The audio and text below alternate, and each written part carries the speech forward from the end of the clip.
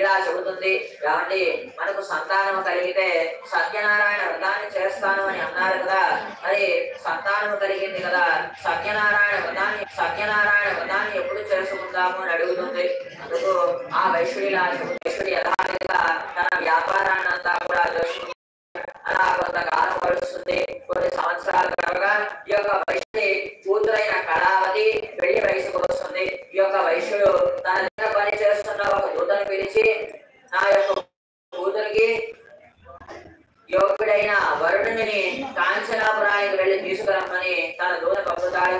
అలా దూత కాంచనాపురానికి చేరుకొని ఆ యొక్క వైశ్యుడి కూతురికి యోగ్యుడైన వరుణుని తీసుకొని ఆ యొక్క దూత ఆ వైశ్యుడి ఇంటికి చేరుకొని ఆ యొక్క వరుణుని చూపిస్తాడు. అలా వరుణుని చూసి ఈ యొక్క వైశ్యుడు ఎంతో సంతోషపడి నాకు యొక్క కూతురికి యోగ్యుడైన వరుణుని తెచ్చావు అని ఆ యొక్క వైశ్యుడు తన కూతురికి ఇచ్చి ఎంతో వైభవంగా పెళ్లి చేస్తాడు. అలా వివాహం చేయగా ఈ యొక్క వైశ్యుడు తన కూతురు తన దగ్గర నుంచి వెళ్ళిపోతుందని మరియు ఎంతో బాధపడుతూ తను చేస్తాను అనే వ్రతాన్ని ప్రతిజ్ఞ కూడా మర్చిపోతాడు. మరలా ఒకసారి తన భార్య తన భర్త దగ్గరకు వెళ్ళి కాబట్టి కూతురికి వివాహం చేశారు కదా, మరి ఇప్పుడైనా సత్యనారాయణ వ్రతాన్ని చేద్దాము అని అడుగుతుంది.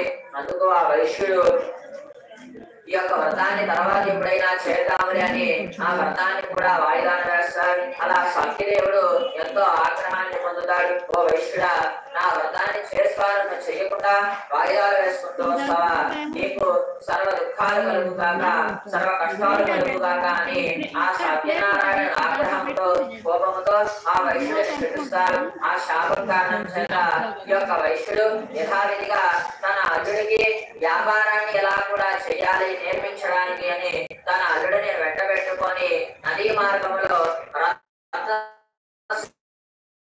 రత్నసానుపురము అనే గ్రామానికి వెళతారు. ఆ రత్నసానుపురమును చంద్రకేతు మహారాజు పడికుండా వాయిదాలు వేసుకుంటూ వచ్చినందుకు ఆ సత్యదేవుడు ఆగ్రహించి శాపం పెట్టిన కారణం చేత ఆ రత్నసానుపురమును పరిపాలించే చంద్రకేతు మహారాజు గారి రాజ్యంలో ఒక రాత్రి వేళ దొంగతనం జరుగుతుంది. ఇద్దరు దొంగలు ఆ మహారాజు గారి ధనమూటలను దొంగిలించుకొని ఈ వైశ్యుడు వ్యాపారం చేస్తూ ఉంటే ఈ వైశ్యుడిద్దరికి కూడా తెలియకుండా ఆ ధనమూటలను అక్కడే ఉంచి ఆ దొంగలిద్దరూ కూడా అక్కడ నుంచి పారిపోతారు. తక్షణమే ఈ రాజుಗಳಿద్దరూ కూడా ఆ దొంగలను పట్టుకుంటాము అని వారు ఎక్కడ తరుముకుంటూ వస్తూ ఉండగా ఈ ధనమూటలను ఈ వైశ్యుడి దగ్గర చూసి ఈ వైశ్యుడిద్దరేమో ఈ ధనమూటలను దొంగలించారు అని ఆ వైశ్యుడిద్దరిని కూడా బంధించి మహారాజు దగ్గరకు తీసుకువెళ్లి ఆ రాజుతో ఈ పట్టుకులు కూడా ఇలా చెబుతారు. ఓ రాజా, ఈ వైశ్యులిద్దరూ కూడా నీ రాజ్యంలో చొరబడి నీ ధనాగారం నుండి ధనమును దొంగిలించారు అయ్యా అని ఈ యొక్క రాజుబడులిద్దరూ కూడా చెబుతారు. తక్షణమే ఆ మహారాజు ఎంతో కోపగించుకొని ఈ వైశ్యులిద్దరిని కూడా కనీసం ఆ దొంగతనం మీరు చేశారా అని కూడా విచారణ లేకుండా ఈ వైశ్యులిద్దరిని కూడా తక్షణమే తీసుకువెళ్లి కారాగృహంలో బంధించి కఠినమైన శిక్షలను విధించండి అని ఆజ్ఞాపిస్తారు. అలా రాజు చెప్పిన ఆజ్ఞము చేత ఈ రాజులందరూ కూడా ఆ వైశ్యులిద్దరిని కూడా చెరసాలలో బంధించి అనేకమైన శిక్షలను మరియు కష్టాలను పెడుతూ ఉంటారు.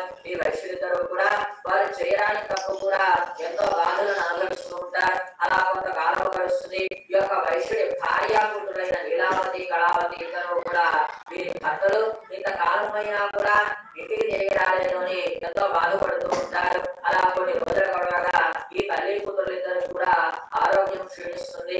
అలా ఈ వైశ్యుడి కూతురైన కళావతి తనకు ఆకలి కోసం అని ఒక బ్రాహ్మణ ఇంటికి వెళ్లి తన తల్లికి మరియు తనకి ఆకలి నింపుకోవడానికి ఒక బ్రాహ్మణ ఇంటికి చేరుకొని అక్కడ బ్రాహ్మణ ఇంట్లో సత్యనారాయణ వ్రతాన్ని జరుగుతూ ఉండటం ఈ యొక్క కళావతి చూస్తుంది. తక్షణమే ఆ బ్రాహ్మణ ఇంట్లోకి వెళ్ళి ఆ యొక్క బ్రాహ్మణుడి కొంచెం దూరంగా కూర్చొని ఆ బ్రాహ్మణుడి చేస్తున్న వ్రతమునంతా కూడా ఈ యొక్క కళావతి ఎంతో భక్తి శ్రద్ధలతో చూస్తూ ఉంటుంది. అలా చూడగా ఈ యొక్క వ్రతము కూడా ఆ బ్రాహ్మణుడు పూర్తి చేసుకొని తను చేసుకున్న నైవేద్యాలన్నీ కూడా ఇరుపరుగులకు అన్ని కూడా పెడుతూ ఉంటారు. అలా ఈ కళావతి ఆ బ్రాహ్మణుడు పెట్టిన నైవేద్యాన్నంతా కూడా